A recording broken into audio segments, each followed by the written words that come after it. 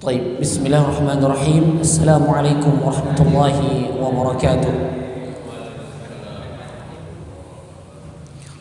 إن الحمد لله نحمده ونستعينه ونستغفره ونعوذ بالله من شرور أنفسنا ومن سيئات أعمالنا.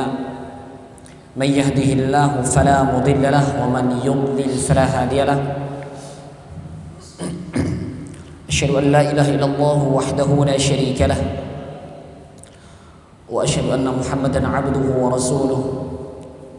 يا أيها الذين آمنوا اتقوا الله حق تقاته ولا تموتن إلا وأنتم مسلمون. يا أيها الناس اتقوا ربكم الذي خلقكم من نفس واحدة وخلق منها زوجها وبث منهما رجالا كثيرا ونساء واتقوا الله الذي تساءلون به والأرحام إن الله كان عليكم رقيبا. يا أيها الذين آمنوا اتقوا الله وقولوا قولا سديدا يصلح لكم أعمالكم ويغفر لكم ذنوبكم ومن يطع الله ورسوله فقد فاز فوزا عظيما. أما بعد فإن أصدق الحديث كتاب الله وخير الهدي هدي محمد صلى الله عليه وعلى آله وصحبه وسلم وشر الأمور محدثاتها فإن كل محدثة بدعة وكل بدعة ضلالة وكل ضلالة في النار. إخواني في الدين أعزني الله وإياكم. Alhamdulillah, kita bersyukur kepada Allah Subhanahu wa taala. Kita memuji menyanjung Allah Subhanahu wa taala karena Allah Subhanahu wa taala telah memilih kita di sekian banyak hambanya. Allah Subhanahu wa taala telah memilih kita dari sekian banyak umat Nabi Muhammad sallallahu alaihi wasallam, dan Allah Subhanahu wa taala telah memilih kita dari sekian banyak orang-orang yang mengaku mencintai Nabi sallallahu alaihi wasallam. Allah Subhanahu wa taala telah memilih kita dari sekian banyak orang yang tidak memahami ilmu kecuali sedikit. Karena mohon maaf, seberapapun banyak ilmu antum, seberapapun banyak ilmu yang kita miliki, Allah Subhanahu wa taala telah menegaskan kepada baginda Nabi Muhammad sallallahu alaihi wasallam. Tatkala itu Nabi Muhammad sallallahu alaihi wasallam ditantang oleh kaum Quraisy, oleh orang-orang kafir pada saat itu.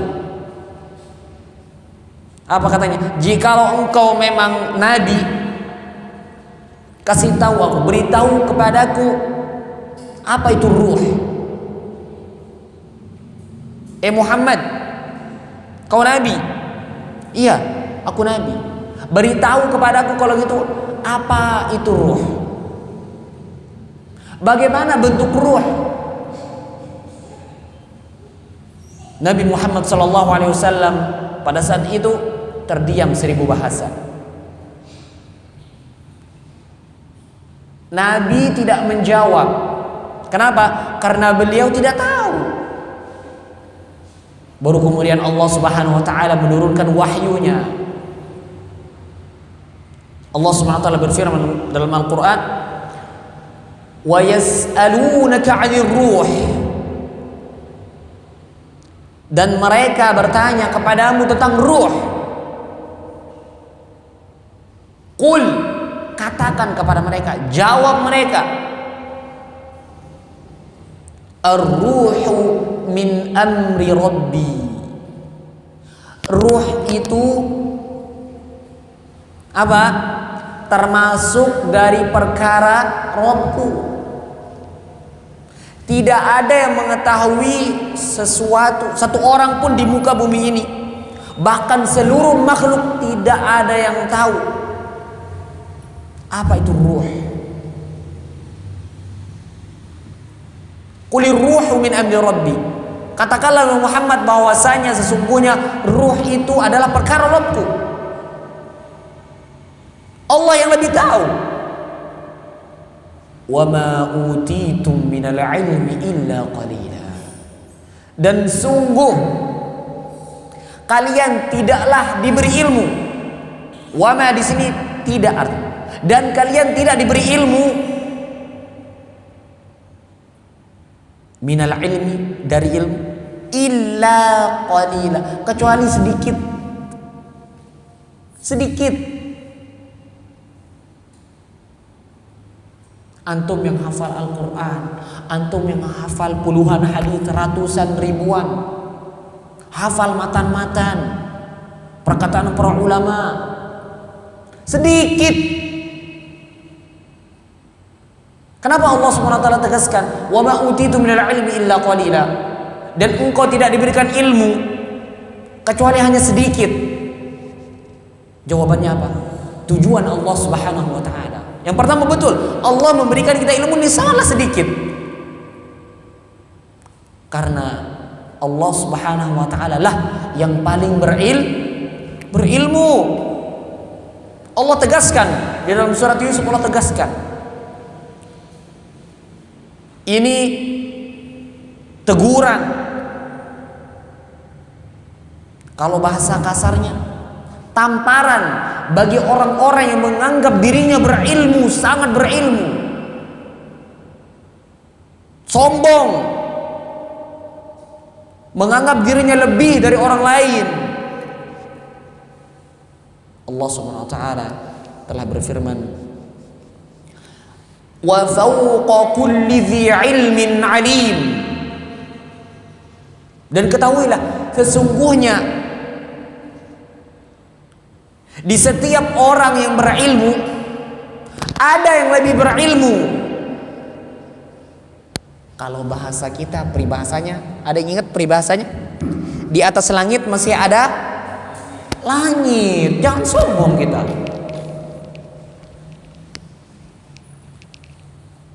Subhanallah. Kita sebagai umat Nabi Muhammad SAW, yang saya katakan tadi di awal, kita bersyukur Allah telah memilih kita dari sekian banyak hambanya, ribuan, ratusan.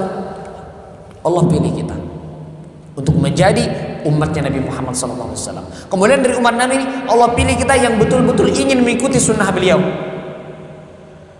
Kemudian dari orang-orang yang mengikuti sunnah, Allah SWT memilih kita menjadi orang-orang yang ingin menuntut ilmu, terus memperdalam ilmu. Karena banyak orang tatkala, oh katanya ngaji sunnah, tapi kalau diajak ngaji sibuk. Oh sebentar, saya ada urusan bisnis saya. Lah, gak bisa. Oleh karena itu kita bersyukur. Ya, faham ini? Jelas ya? Kita harus tahu diri. Tatkala Allah SWT memberikan kita hidayah, taufiq, ini kita harus jaga. Karena mohon maaf, mendapatkan hidayah sangatlah susah dan sulit, tapi menjaganya itu jauh lebih susah. Waalaikumsalam warahmatullahi wabarakatuh. Jauh lebih sulit. Kenapa? Karena hidayah tersebut ada di tangan Allah Subhanahu wa taala. Kalau bahasa kita, sepintar-pintarnya kita melobi kepada Allah Subhanahu wa taala. Ana tanya sama antum, secara fitrah manusia atau secara rutinitas manusia, berapa kali manusia ini lobi Allah setiap hari, minta agar diberikan hidayah? Kurang lebih 18 kali. Kita sholat 5 waktu nih sehari semalam berapa rakaat? 17. Nah, 17. Di dalam 17 kali itu kita ucapkan apa? Ihdinas siratal mustaqim. Ini sering saya ingatkan ketika saya mengisi beberapa pengajian. Kita mungkin sering mengucapkan ihdinas siratal mustaqim, tapi kita tidak menghayati. Apa sih kenapa Allah Subhanahu wa taala memerintahkan kita terus minta dan minta? Padahal kita udah Islam, udah di atas hidayah. Jawabannya adalah kita butuh hidayah agar kita istiqomah. Karena orang-orang istiqomah itulah yang paling penting. itulah ending akhir kita. Makanya Nabi Muhammad SAW bersabda, innamal a'malu bil khawatim. Sesungguhnya amalan itu sesuai dengan akhirnya. Kalau kita istiqomah sampai kita meninggal, kita menjadi orang-orang yang menuntut ilmu, terus menggali ilmu, menjadi orang-orang yang beriman kepada Allah dan Rasul, yang mengikuti sunnah Nabi Muhammad SAW, maka insya Allah Ta'ala di dalam kubur kita akan mudah untuk menjawab pertanyaan. Dan tatkala kita mudah menjawab soal di kubur, di alam barzakh, kita akan lebih mudah setelahnya. Jangan mikir akhirat neraka, jangan. Kubur, bagaimana kita agar mendapatkan nikmat kubur? Jangan sampai mendapatkan siksa kubur. Baik, ana rasa jelas cukup 15 menit ya mukadimahnya. Baik. Sekarang kita akan masuk ke pembahasan, lanjut ke pembahasan. Ini masih muqaddimah muallif. Ya, pendahuluan dari Syekh Bakar Abu Zaid rahimallahu taala. Setelah beliau ana ingatkan kembali biar antum nyambung ya. Kemarin itu beliau mengingatkan bahwasanya Allah Subhanahu wa taala telah menjadikan pada zaman beliau tersebut pemuda yang masya Allah, yang dipenuhi dengan ilmu, lingkungannya penuh dengan ilmu, kotanya, desanya dipenuhi semuanya dengan ilmu, pemuda-pemuda yang berilmu. Sehingga para ulama pada saat itu betul-betul menjaga pemuda-pemuda yang berilmu ini. Nah, di antara andil beliau untuk menjaga para pemuda yang berilmu ini, apa yang dilakukan? Beliau mengatakan, wa qad ja'altu taw'a aydihim risalatan fi ta'alu takshiful mundassin bainahum khasyata an yarudduhum wa yudayyi'u 'alaihim amrahum wa yub'athiru masiratahum fi at-talab fayastalluhum wa hum la yash'urun. Maka sungguh, kata beliau, aku telah tulis, dan tulisanku ini telah berada di antara tangan kalian. Maksudnya sudah ada di tangan. Tulisanku itu yang berjudul At-Ta'alu. Untuk apa kitab tersebut? Takshiful mundassina bainahum, agar mereka sadar sesuatu yang mereka tidak sadari, agar mereka betul-betul bangun dari kelalaian mereka. Apa yang mereka tidak tahu jadi mereka jadi tahu, apa yang mereka tidak ilmu mereka jadi ilmui. Kenapa? Karena khawatir ilmu tersebut akan menjadi bumerang bagi pemuda tersebut. Mohon maaf, ilmu yang kita tuntut bisa jadi bumerang buat kita. Oleh karena itu Nabi Muhammad SAW bersabda dalam hadis yang sahih, wal Qur'anu hujjatun laka aw 'alaik. Dan Al-Qur'an itu hujjah bagimu, maksudnya kebaikan, menjadi syafaat, penolong kita nanti di akhir kiamat, aw 'alaik. Dia akan memprotesmu nanti. Dia yang akan protes Al-Qur'an ini. Hati-hati. Ya Allah, dulu dia hafal saya tapi dia tidak amalkan saya. Protes Al-Quran. Oleh karena itu, kita tatkala menuntut ilmu, bagaimana kita berusaha untuk mengamalkan ilmu yang telah kita dapatkan. Wa yudayyi'u 'alaihim amrahum, dan hal tersebut menyia-nyiakan perkara mereka. Kenapa beliau mengatakan demikian? Ilmu pada dasarnya sangatlah bermanfaat, sangatlah bermanfaat. Pada zatnya memang bermanfaat. Akan tetapi terkadang ilmu tersebut membuat orang saking asyiknya, yang dia ingat hanya bagaimana dia belajar, memenuhi hawa nafsu kepalanya semata, otaknya semata, pikirannya semata. Terlalu asyik di dalam ilmu tersebut, lupa hakikat dari tujuan berilmu tersebut, belajar tersebut. Seperti kita katakan sebelumnya, banyak orang sekarang yang membahas tentang ilmu fikih, membahas tentang ilmu hadis. Tujuannya apa? Agar otaknya ini encer semata. Bahkan yang lebih berbahaya lagi, untuk membangga-banggakan diri. Itu berbahaya. Wa yub'athiru masiratahum fi talab, dan membuat bercerai-berai, tidak karuan perjalanan mereka di dalam menuntut ilmu. Fayastalluhum wa hum la yash'urun, sehingga mereka menghancurkan para penuntut ilmu, sedangkan mereka penuntut ilmu tidak menyadari. Karena yang beliau bahas sebelumnya, bagaimana kita jangan sampai kita salah kaprah dalam apa? Menuntut ilmu. Kan beliau ingatkan di sebelumnya itu, kita jangan sampai salah kaprah dalam menuntut ilmu. Maksudnya apa? Kita harus jaga, jangan sampai pemuda kita ini diajari oleh orang-orang yang memiliki pemikiran-pemikiran yang sesat dan menyesatkan, sehingga apa? Akan menghancurkan mereka dan mereka tidak menyadari. Namanya kita asyik belajar. Kalau kita tidak memahami ini kesesatan, ana yakin asyik kita di dalam kesesatan tersebut. Kalau kita tidak memahami, lihat orang-orang yang berada dalam kesyirikannya, senang kok mereka secara zahir. Lihat orang yang berada dalam kebidahan, senang mereka, oh enak. Lagi bulan-bulan ini ya, antum lebih tahu. Tayyib.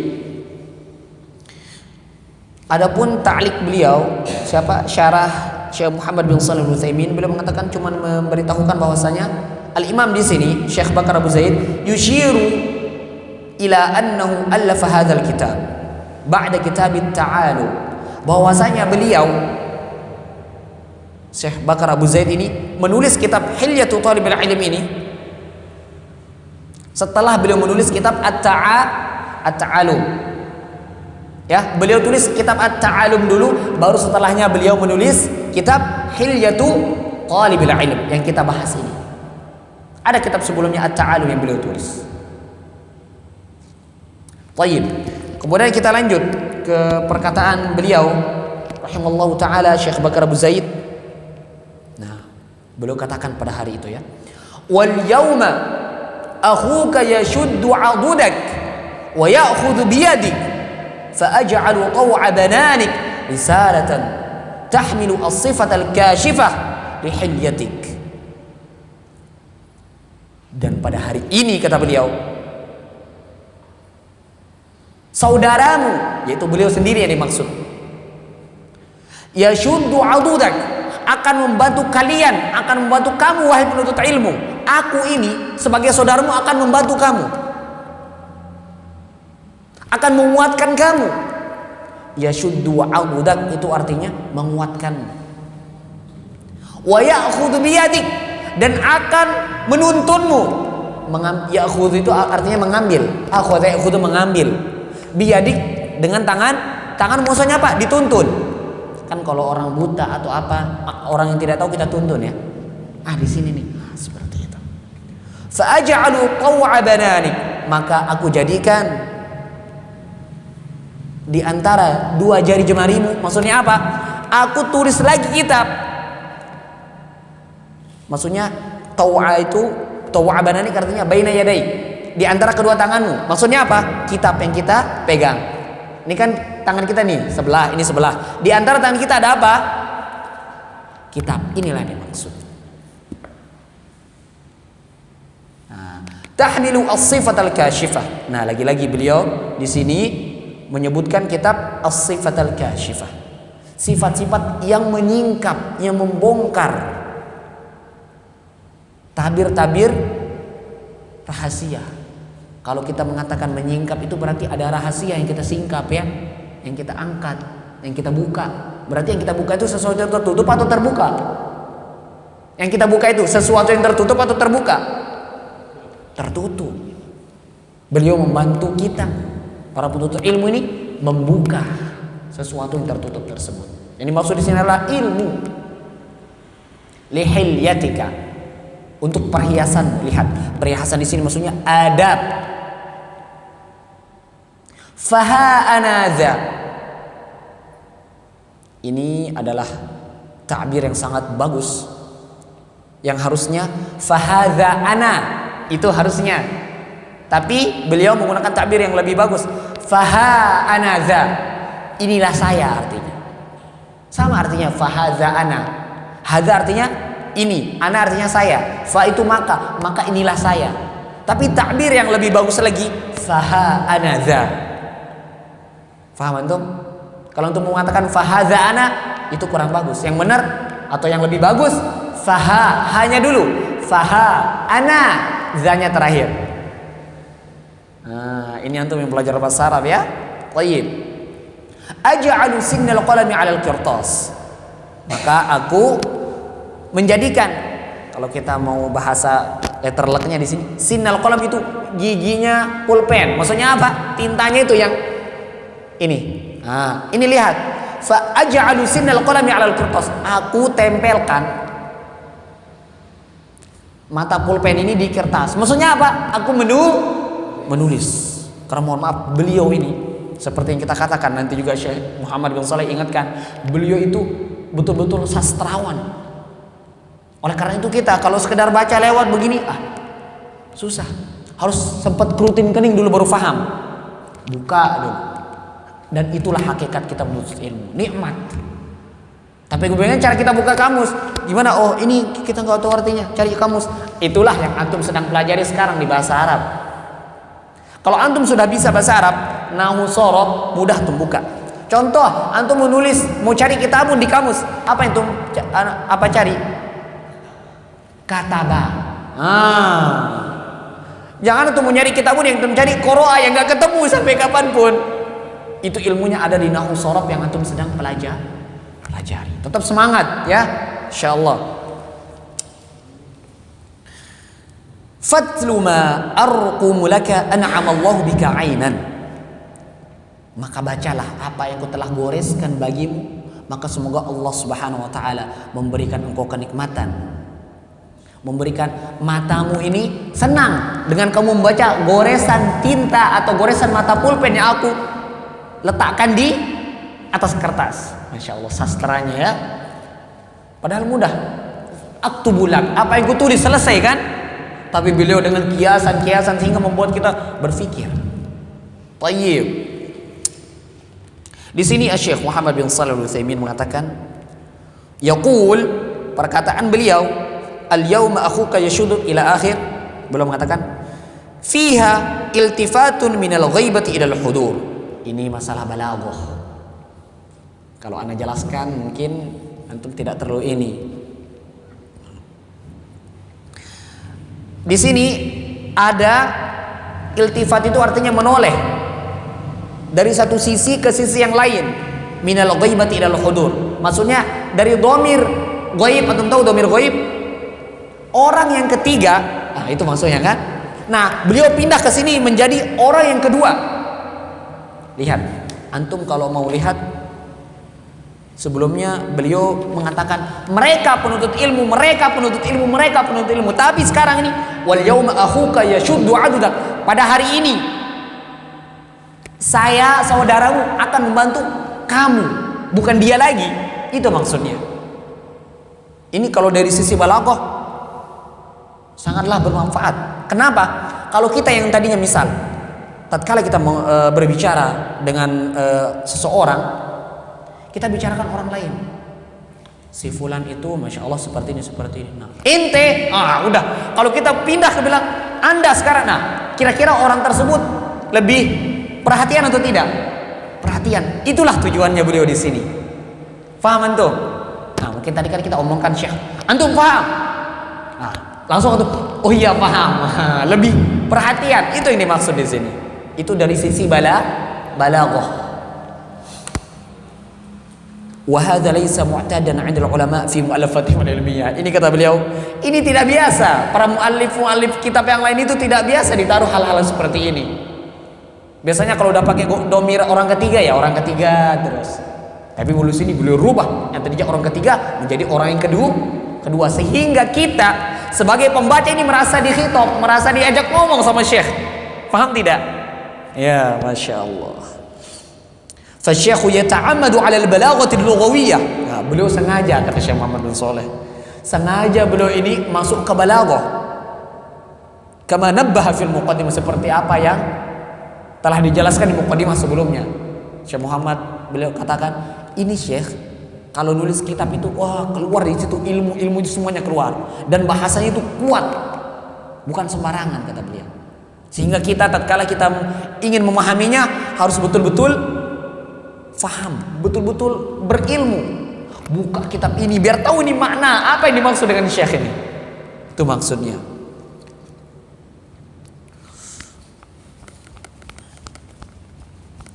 Sebagaimana di dalam firman Allah, Syekh Muhammad bin Shalih berikan contoh. Kama fi qoulihi ta'ala, sebagaimana firman Allah Subhanahu wa taala. Ini contoh balaghah ya, bukan dalil, bukan. Contoh balaghah. Contoh yang berpindah dari orang ketiga ke orang kedua. Allah Subhanahu wa taala berfirman, "Walaqad akhadha Allahu mitsaq bani Israil wa ba'atsna minhum 12 naqiba." Dan Allah Subhanahu wa taala telah mengambil perjanjian kepada Bani Israel dan kami telah mengutus bagi mereka 10 naqib. Kemudian setelahnya Allah Subhanahu wa taala katakan wa ba'atsna. Setelah beliau mengatakan akhadha, beliau Allah Subhanahu wa taala bercerita walaqad akhadha Allah. Padahal siapa yang berfirman, saya tanya sini? Allah, tapi Allah cerita tentang dirinya. Nah, di apa namanya lanjutan ayatnya wa ba'atsna. Dan kami kata Allah Subhanahu wa taala. Paham tidak maksudnya? Yang tadinya dia ngomong contoh misalkan biar antum lebih paham. Sekarang saya ngomong.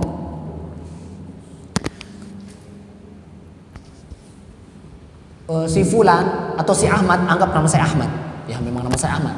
Si Ahmad ini apa namanya ngisi kajian di Masjid Al-Fajri. Dan saya betul-betul sekarang ngisi kajian. Nah, itu maksudnya. Paham tidak? Yang tadinya saya ngomongin orang seolah-olah ngomongin orang, sekarang saya langsung yang ngomong kepada antum. Nah, itu maksudnya. Kira-kira jelas tidak? Menurut antum nih. Jelas ya? Tapi kalau antum mau lebih jelas, faham dulu nahwu shorof. Baru itu ke balaghah. Kalau enggak faham nahwu shorof mau ke balaghah, enggak bisa. Nah, semangat. Thayyib. Kemudian kita lanjut.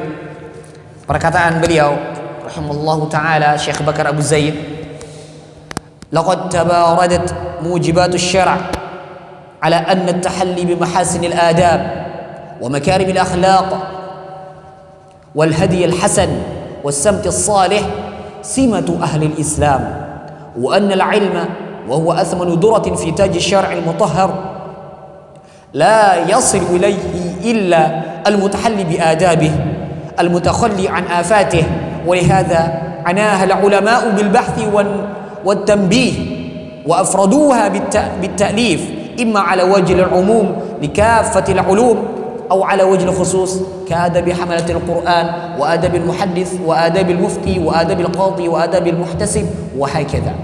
والشأن هنا في الآداب العامة لمن يسلك طريق التعلم الشرعي. Beliau katakan, sudah banyak yang kita tahu yang telah warid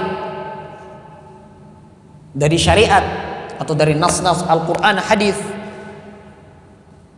yang menunjukkan bahwasanya menghiasi diri dengan adab yang baik, dengan akhlak yang baik, dengan petunjuk adab yang baik, sama as-samtil sholih ini sopan santun adab, semuanya ini dari mahasinil adab, kemudian makarimil akhlak, al-hadiyil hasan, as-samtul sholih, ini semuanya maksudnya akhlakul karimah, al-akhlakul karimah, akhlak yang mulia, adab yang baik. Tapi lihat bahasa Arab itu sangatlah luas. Ya, thayyib. Apa ini semuanya menunjukkan apa? Simatu ahli Islam, karakteristik.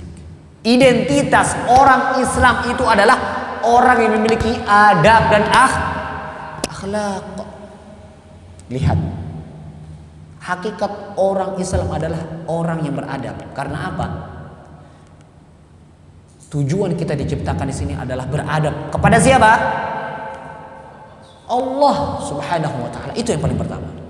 Adab yang paling tinggi bukan kepada manusia, bukan kepada makhluk, bukan. Adab kita yang tertinggi kepada siapa? Allah Subhanahu wa taala. Oleh karena itu, tatkala berhadapan antara hak Allah, adab kepada Allah dan adab manusia, yang mana kita dahulukan?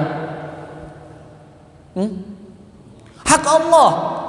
Oleh karena itu Allah ingatkan di dalam Al-Quran tentang bagaimana adab seorang anak yang harus berbakti kepada Allah Subhanahu wa taala, dan di samping itu kemudian dia harus berbakti kepada kedua orang tuanya. Allah Subhanahu wa taala ingatkan, wa wassaynal insana biwalidayhi ihsana, dan kami telah wajibkan kepada manusia agar berbakti kepada kedua orang tua. Sampai nanti ayatnya, wa in jahadaka ala an tusyrika bi ma laysa laka bihi ilmun fala tuti'huma. Jikalau seandainya orang tuamu memaksamu untuk berbuat syirik kepadaku, sedangkan kau tidak tahu tentang hal tersebut, fala tuti'huma. Bagaimana kita bersikap di sini? Jangan kita taati. Tapi ingat kata Allah Subhanahu wa taala, wa sahibahuma fid dunya ma'rufa. Dan gaulilah orang tuamu di dunia ini dengan cara yang baik. Nih buat teman-teman ikhwah yang baru ngaji, masya Allah semangat. Jangan nanti pulang sampai rumah, oh ini syirik, ini nggak bisa seperti itu. Itu namanya bukan ma'rufah. Menggauli orang tua, bergaul, bersosialisasi dengan orang tua dengan cara yang baik, bukan seperti itu. Banyak cara.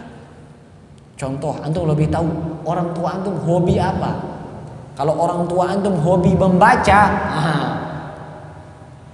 dia hobi membaca komik misal, selipkan di komiknya itu majalah. Jangan kitab terlalu gede nampak pula ya. Majalah aja, majalah As-Sunnah, majalah apa di sini kalau di Batam? Kurang tahu saya. Kalau ada nanti bisa buat majalah itu Batam, wah bagus. Tapi majalah Sunnah, majalah yang kecil, yang tipis, nggak nyampe 20 halaman, tapi ada 20 lembar ya. Ada. Ketika dia ingin baca nampak penasaran. Biasanya kalau orang suka membaca tuh banyak penasarannya. Lihat.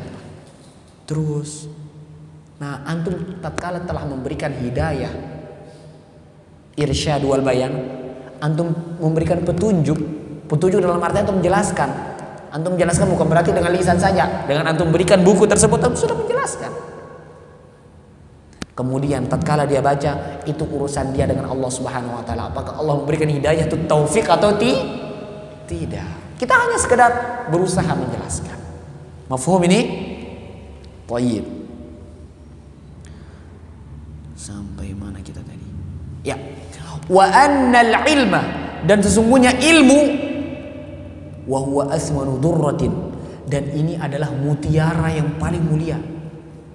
Intan emas berlian yang paling mulia, yang berada di atas mahkota syariat yang suci ini.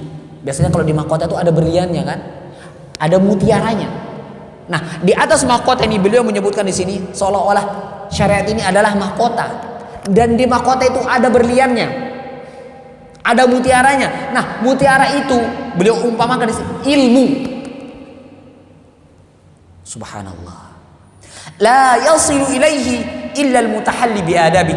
Tidak akan sampai seseorang kepada ilmu tersebut kecuali orang-orang yang melaksanakan adab-adabnya. Melaksanakan adab-adabnya. Al-mutakhalli an afatih, yang menjauhkan dirinya dari apa? Sesuatu yang membuat tercela. Kejelekan, dia menjauhi kejelekan.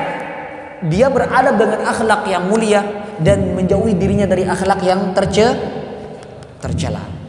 Walihadza, kata beliau, oleh karena itu kata beliau, anahal ulama, para ulama betul-betul memberikan porsi lebih bagian adab ini, memberikan porsi lebih, perhatian yang lebih kepada masalah adab.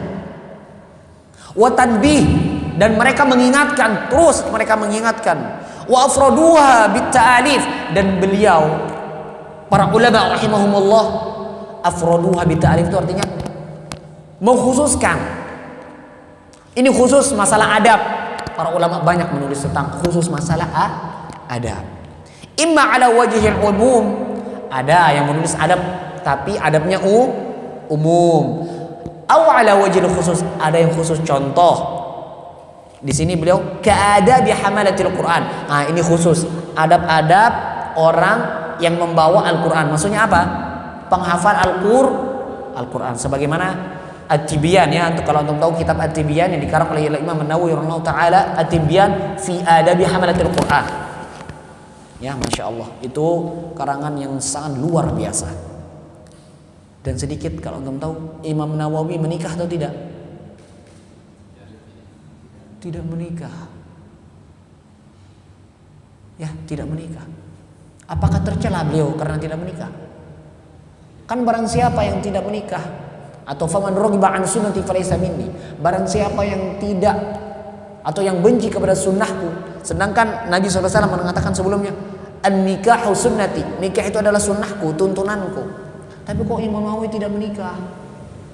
Dan Nabi Muhammad SAW mengatakan, barang siapa yang menikah, maka sungguh dia telah menyempurnakan setengah agamanya, separuh agamanya. Maka hendaklah dia bertakwa setengah yang tersisa. Jawabannya adalah Al-Imam An-Nawawi rahimahullahu taala, walaupun beliau tidak menikah, tapi Allah Subhanahu wa taala karuniai beliau dengan ilmu yang sangat luar biasa. Karangan-karangan beliau wudi'a lahul qabula fil ardh. Orang-orang menerima tulisan-tulisan beliau itu. Contoh, di pondok mana yang mereka tidak tahu namanya kitab Riyadhus Shalihin?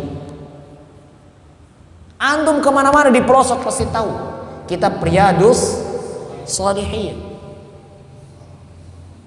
kitab hadis Arba'in. Tahu antum kitab hadis Arba'in An-Nawawi, karena dikarang oleh Imam An-Nawawi. Itu menunjukkan bahwasanya beliau sangat-sangat fokus dengan ilmu. Apakah beliau tidak ingin menikah? Ya, nggak mungkin tidak ingin menikah. Fitrah manusia pasti. Tapi lihat, kesibukan beliau dengan ilmu itu membuat beliau hampir terlupakan. Bahkan ada sedikit kisah tentang perempuan yang sangat cemburu. Apa katanya kepada suaminya? Aku tidak lebih cemburu kepadamu. Maksudnya apa? Aku ini lebih cemburu kepada kitab yang engkau baca ketimbang madu-maduku. Karena suaminya menikah lebih dari satu. Aku lebih cemburu kepada kitabmu, bukan kepada madu-madu. Kenapa? Karena dia adalah seorang ulama. Yang menikah itu dia lakukan karena sunnah Nabi Muhammad SAW. Kemudian dia tetap fokus dengan menuntut ilmu. Tapi ingat, tetap ada hak-haknya. Ya, wali ahlika alaika haq, dan buat keluargamu itu ada hak. Jangan mentang-mentang nanti ustaz bilang ilmu, tidak mau cari nafkah, di kamar aja baca. Ya salah juga antum. Paham ini? Thayyib.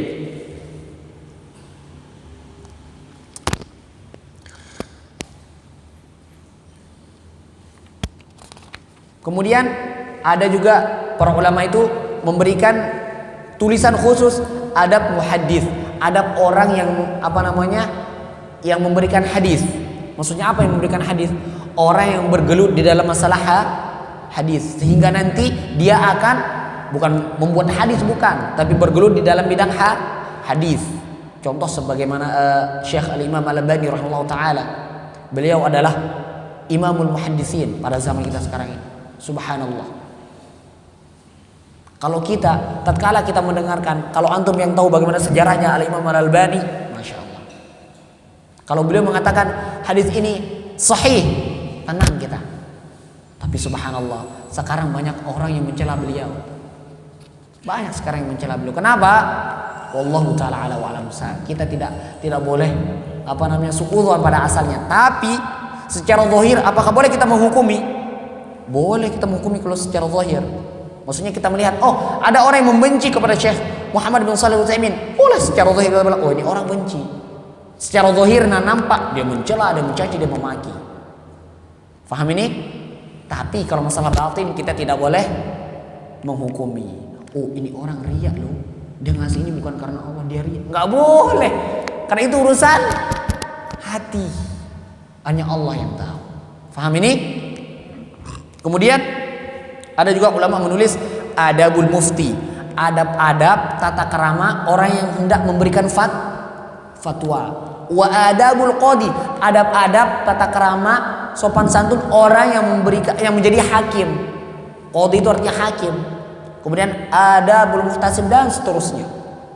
Para ulama membuat khusus, ada yang umum, ada yang khusus.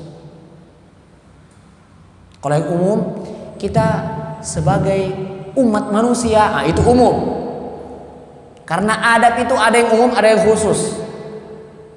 Dan ingat, tatkala kita beradab, berakhlak sopan santun, betul-betul berakhlak mulia, maka kita harus ingat, itulah simatu ahli Islam, identitas, sifat, ciri-ciri orang Islam. Oleh karena itu pada zaman Nabi Muhammad SAW, pada zaman para sahabat radhiyallahu anhum wardu'an, tatkala mereka menguasai, mereka menguasai suatu kabilah, yang mana kabilah tersebut kafir, kabilah tersebut lebih tenang tatkala mereka di bawah kaum muslimin, kepemimpinan kaum muslimin, daripada di bawah pemimpinan orang kafir seperti mereka. Kenapa? Karena kaum muslimin, orang-orang Islam betul-betul memberikan hak mereka tidak akan menzalimi. Tidak boleh. Contoh, jangan sampai gara-gara ini dia kafir ini, kita gas saja, nggak bisa. Orang Islam tidak seperti itu. Oleh karena itu, tatkala Islam dituduh dengan radikalisme, terorisme, itu sangat-sangat tidak masuk di logika, tidak masuk. Karena mohon maaf, Nabi Muhammad SAW, ada tidak Nabi lihat tatkala, kan Nabi tahu yang mana orang munafik, yang mana orang tidak munafik. Tentu beliau tahu karena wahyu dari siapa? Allah Subhanahu wa taala. Bahkan beliau kasih memberitahukan sebagian sahabat, anak lupa, ada salah seorang sahabat beliau kasih tahu, kalau tidak salah Abu Dzar Al-Ghifari. Oleh karena itu kita melihat apakah Nabi Muhammad SAW, kamu munafik, saya bunuh kamu sini. Ada tidak seperti itu? Tidak. Seperti biasa aja Nabi.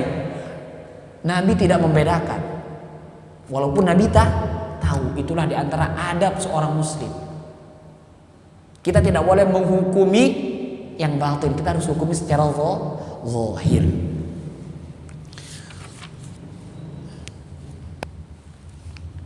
Sampai jam berapa ini? Sampai jam 9. Masih lama berarti kalau sampai jam 9.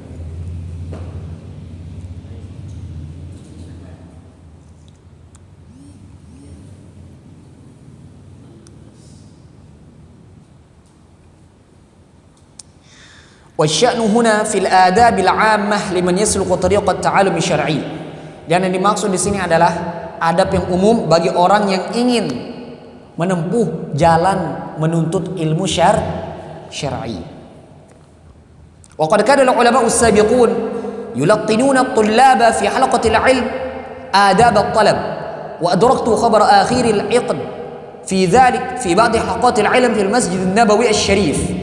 إذ كان بعض المدرسين فيه يدرسون طلابه كتاب الزرنوجي, yang mana beliau wafat pada tahun 593 Hijriah menurut yang ditulisan di sini. Tapi kalau saya lihat di internet beliau meninggal pada 591. Wallahu a'lam mana yang sahih ini. Al-musamma Ta'limul Muta'allim Tariqat Ta'allum, yang judul kitabnya adalah mengajarkan kepada orang atau kepada penuntut ilmu cara menuntut ilmu. Faham tidak? Beliau mengatakan, sungguh bahwasanya ulama terdahulu mereka itu membacakan di halaqah-halaqah ilmu itu apa yang pertama?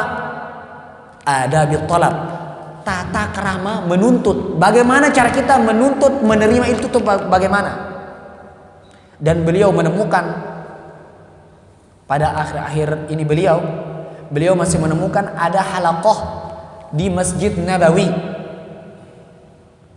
yang mana sebagian mudarrisin, ustadz-ustadz atau syekh-syekh yang mengajar di halaqah Masjid Nabawi itu, mereka sama-sama membahas, mengajarkan murid-murid mereka kitab Az-Zarnuji, kitab tentang adab Az-Zarnuji yang ditulis oleh Imam Az-Zarnuji, yang mana namanya adalah Ta'limul Muta'allim, pengajaran bagi orang yang ingin menuntut ilmu. Apa yang diajarkan? Thariqat ta'allum, cara, metode, jalan menuntut ilmu. Subhanallah. Sampai sekarang ya, kita melihat halaqah di Masjid Nabawi Syarif ya, semakin banyak, masya Allah. Anak tanya sama antum, yang antum pernah pergi umroh, antum lihat kira-kira berapa ada majelis di Masjid Nabawi itu?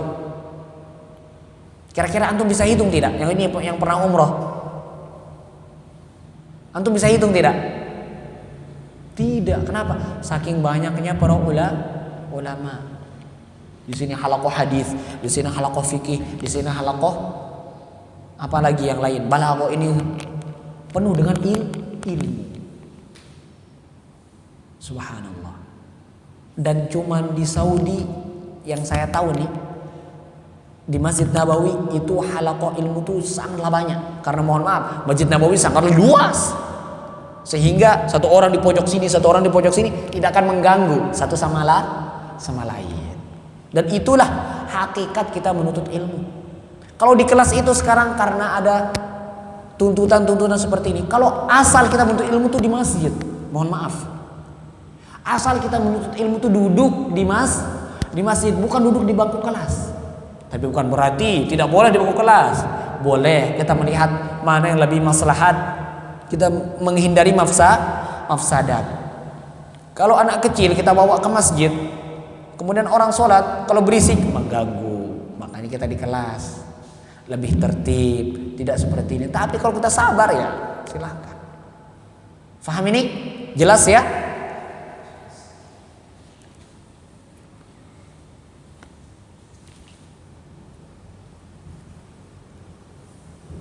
Fa'asa an yasila. Kita lanjut atau tidak nih? Cukup ya sampai jam 9 ya. Insyaallah kita lanjutkan pada pertemuan berikutnya. Semoga apa yang kita kaji ini bermanfaat. Wassallallahu ala nabiyina Muhammad wa ala alihi wasallam. Jika ada pertanyaan silahkan.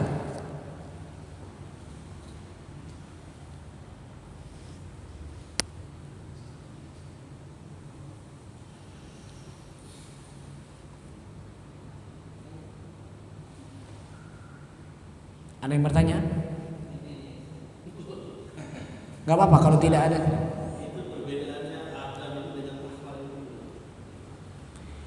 Kalau kita berbicara adab dan akhlak, antum pernah memisahkan tidak? Kita akan belajar adab akhlak, antum pisahkan tidak? Tidak. Tapi kalau antum tanya perbedaannya, tidak ada perbedaannya. Adab ya akhlak, akhlak ya adab. Mana akhlak antum? Mana adab antum? Tidak ada perbedaannya. Tapi kalau dari segi bahasa Arab pasti ada. Karena bahasa Arab itu tatkala berbeda aja, walaupun sama maksudnya, pasti ada perbedaannya. Tapi dari sisi bahasanya saja. Tapi kalau dari segi pemahamannya, maknanya satu. Makanya saya bilang tadi, berapa ini? Pertama, mahasinil adab. Maksudnya apa? Adab yang baik. Makarimal akhlak, adab yang baik, akhlak yang baik. Wal hadiyal hasan, adab yang baik. Itu aja artinya. Karena apa? Miskinnya bahasa Indonesia.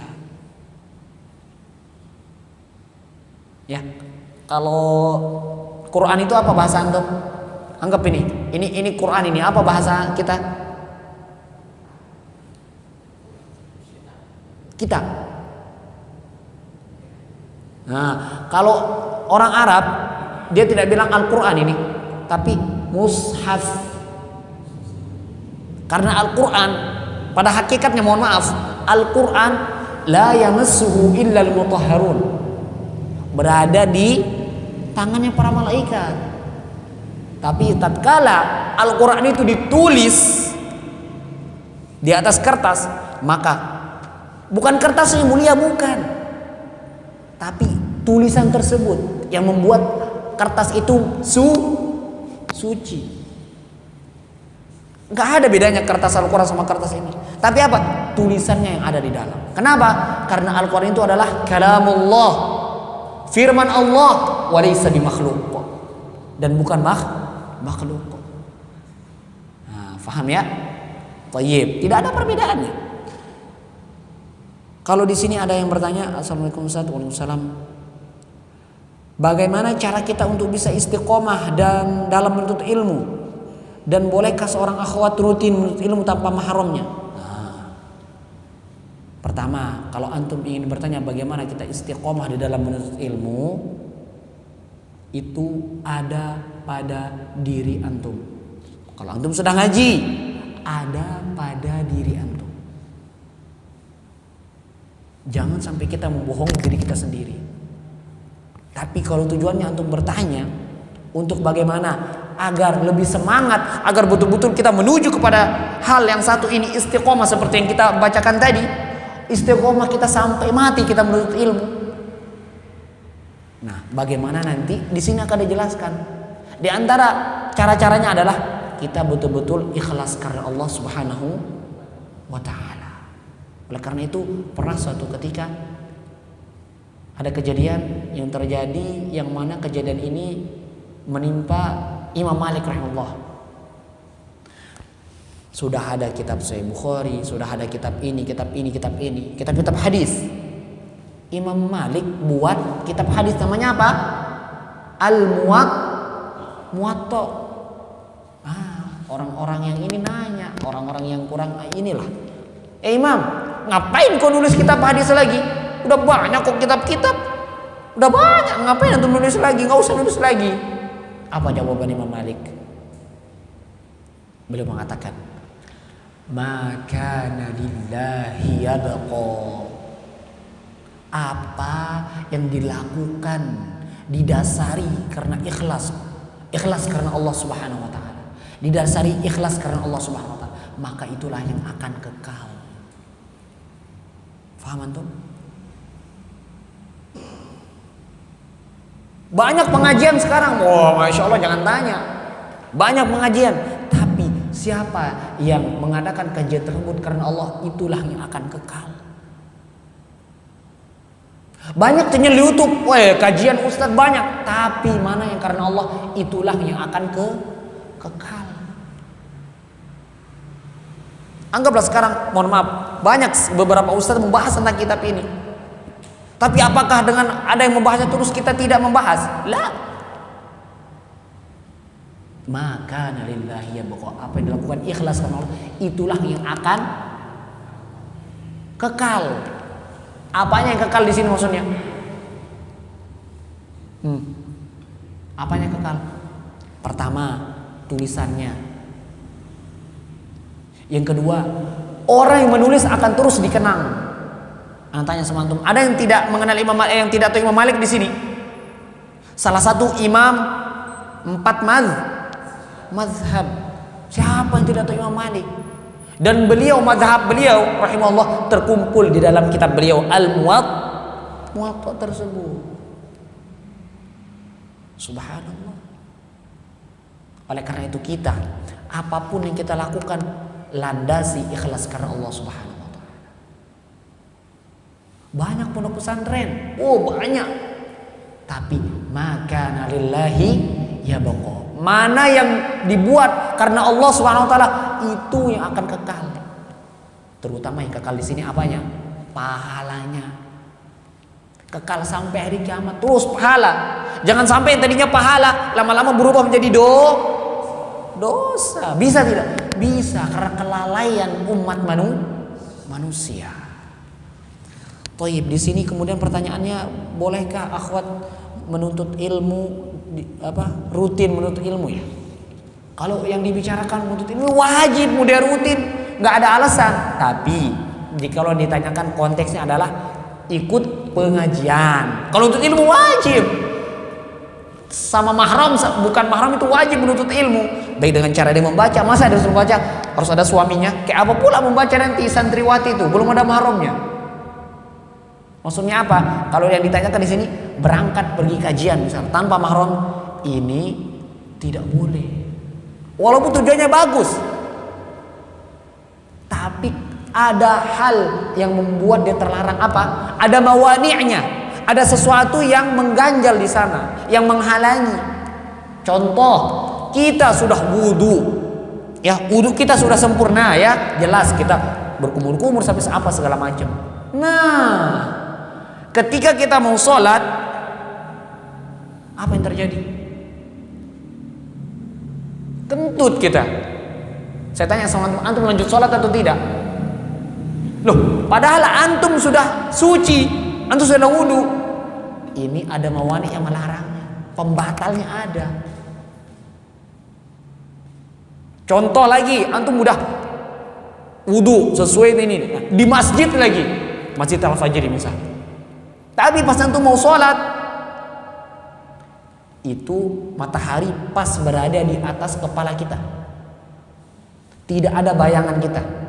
Kalau kita keluar di ini matahari, kita tidak akan memiliki bayangan. Itulah waktu, salah satu waktu yang terlarang.